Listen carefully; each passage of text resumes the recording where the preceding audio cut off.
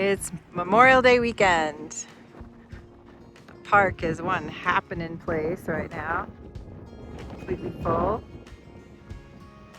People in RVs, tents, pop-ups. The wind just picked up, of course. It's been beautiful and quiet all day. Look at those clouds. Oh my goodness. Even the boat landing is busy. Everyone's bringing in their boats now.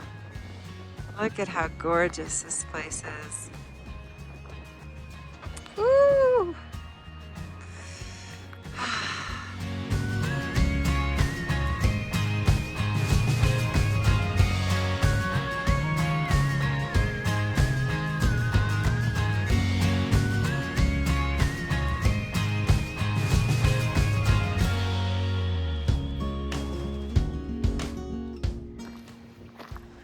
Gonna take the trail down to the beach.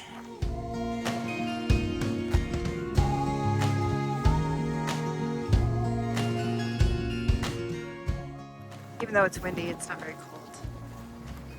Probably like 65 degrees.